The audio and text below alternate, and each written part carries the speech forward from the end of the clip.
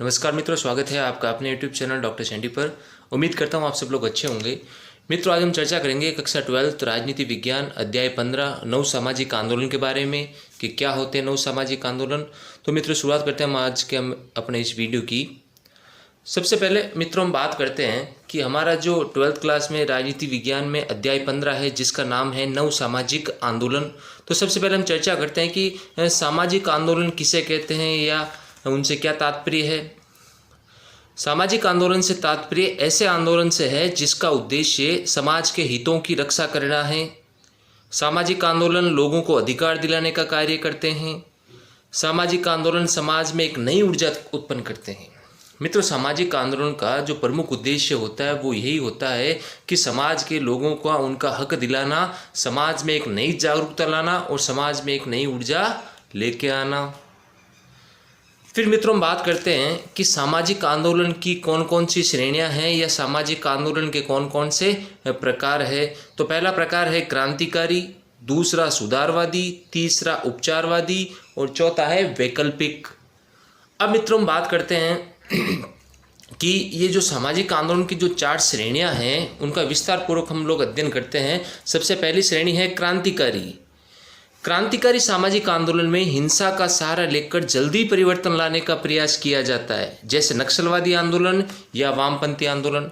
मित्रों, क्रांतिकारी जो सामाजिक आंदोलन होते हैं उनमें जो व्यवस्था में परिवर्तन लाना होता है वो उन लोगों को बहुत जल्दी होती है व्यवस्था में परिवर्तन लाने के लिए, और इसके लिए वो लोग हिंसा का सहारा भी लेते हैं। जैसे अपने भारत में इसके उदाहरण भी है कि जो नक्सलवादी हैं वो और वामपंथी आंदोलन, इनका उद्देश्य है कि हम जो परिवर्तन लाना चाहते हैं वो जल्दी लेके आना चाहते हैं और इसके लिए वो हिंसा का प्रयोग भी करते हैं। दूसरा है सुधारवादी आंदोलन।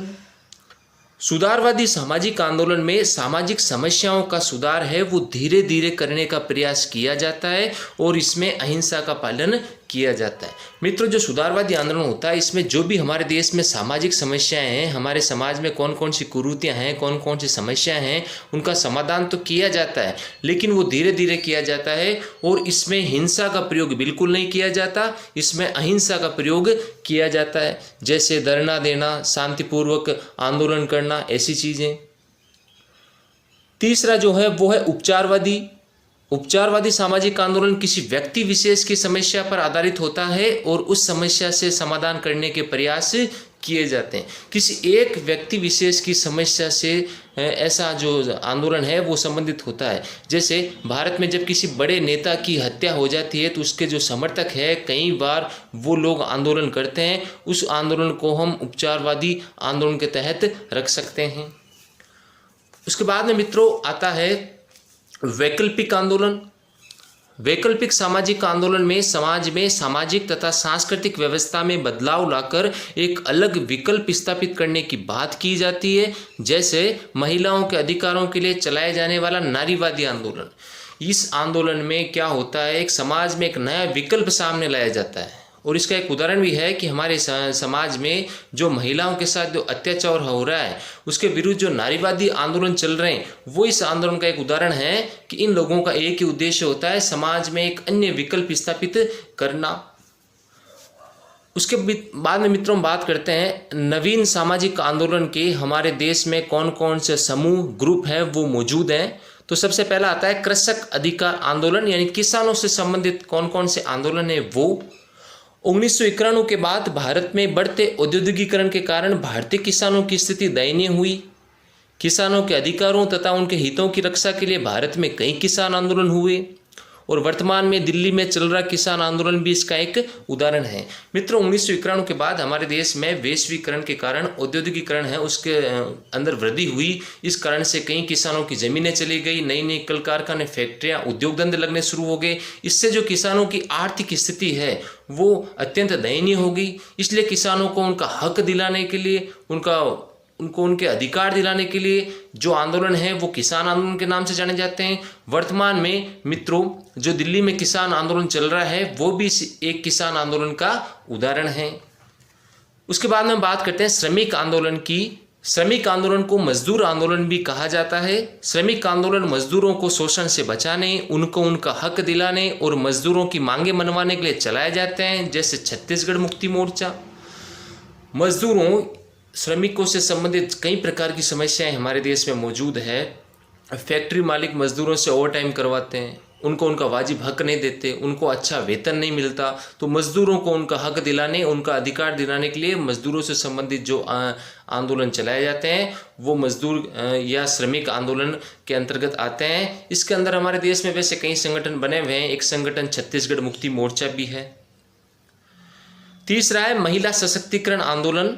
भारत में महिला सशक्तिकरण आंदोलन की शुरुआत है वो 1980 के बाद की मानी जाती है। समाज में महिलाओं की स्थिति मजबूत करने, महिलाओं से संबंधित सामाजिक कुरीतियां खत्म करने और महिलाओं के प्रति भेदभाव समाप्त करने के लिए महिला सशक्तिकरण आंदोलन है वो चलाए जाते हैं। महिलाओं की आर्थिक स्थिति, महिलाओं की जो स्थिति है उससे संबंधित जो आंदोलन, क्योंकि हमारे समाज में लिंग भेद या महिलाओं को हीन दृष्टि से देखना, ऐसी कई समस्याएं मौजूद है। क्योंकि वर्तमान में हमारा जो समाज है वो पितृसत्तात्मक समाज है। तो महिलाओं को उनका हक दिलाने, उनको शोषण से मुक्ति दिलाने के लिए महिलाओं से संबंधित जो आंदोलन चलाए जाते हैं वो इन आंदोलनों के अंतर्गत आते हैं। इसके अलावा लिंग भेद, दहेज प्रथा, बाल विवाह तथा महिलाओं को हीन दृष्टि से देखना, इनके विरुद्ध भी महिला सशक्तिकरण आंदोलन चलाए जाते हैं। फिर मित्रों हम बात करते हैं नंबर 4, विकास के दुष्परिणामों के विरुद्ध आंदोलन की। विकास किसी भी देश के लिए आवश्यक है, लेकिन इसके कुछ दुष्परिणाम भी हमारे सामने आते हैं। जैसे नदियों पर बांध के निर्माण के कारण वहाँ के निवासियों को अपनी ज़मीन तथा घर छोड़कर जाना पड़ता है, तथा सड़कों के निर्माण के कारण खेती की ज़मीन का खत्म होना और पर्यावरण का नुकसान होना। ऐसे विकास के विरुद्ध चलाए जाने वाले आंदोलन विकास के दुष्परिणाम के विरोध आंदोलन होते हैं। जैसे गुजरात में नर्मदा नदी पर जो बांध बनाया जा रहा था उसके विरुद्ध किया जाने वाला आंदोलन। मित्रों, विकास हर देश की आवश्यकता है, लेकिन हमें भी पता है कि विकास के कई दुष्परिणाम हैं वो हमारे सामने आते हैं। जब सरकार की नई नई परियोजना हो, सड़क निर्माण करना हो, बांध निर्माण करना हो, तो उसके लिए ज़मीन की आवश्यकता पड़ती है और वो अधिकतर की ज़मीन है वो किसानों से ली जाती है। तो पर्यावरण का नुकसान होता है, लोगों को अपना घर बार छोड़कर जाना पड़ता है। तो ऐसी विकास परियोजनाओं के विरुद्ध ऐसे आंदोलन चलाए जाते हैं। हमारे देश में वैसे इसके कई उदाहरण हैं, लेकिन इसका एक सबसे बड़ा उदाहरण है कि गुजरात में नर्मदा नदी पर जो बनने वाला बांध था उसके विरुद्ध जो चलने वाला आंदोलन था वो इसका एक सबसे बड़ा उदाहरण है। अब मित्रों हम बात करते हैं हमारे देश में कुछ संघ संगठन बने हुए हैं उनके बारे में। जैसे किसानों से संबंधित वैसे कई संगठन बने हुए हैं। यहाँ हम 2 संगठनों के बारे में बात करेंगे किसानों से संबंधित। नंबर 1 किसान संगठन भारतीय किसान संघ, दूसरा शेतकारी संगठन जो कि महाराष्ट्र में सक्रिय है। फिर मित्रों हम चर्चा करते हैं कि श्रमिक मजदूरों से संबंधित कौन सा संगठन हमारे देश में बना हुआ है। नंबर 1 भारतीय मजदूर संघ और नंबर 2 रेलवे मजदूर संघ। तो मित्रों आज हमने कक्षा 12 राजनीति विज्ञान के अध्याय 15 नव सामाजिक आंदोलन के बारे में चर्चा की। उम्मीद करता हूँ ये वीडियो आपको अच्छा लगा होगा। अगर अच्छा लगे तो इसको लाइक और शेयर जरूर करें और इस चैनल को सब्सक्राइब करें। बहुत जल्द मिलते हैं एक नए वीडियो के साथ।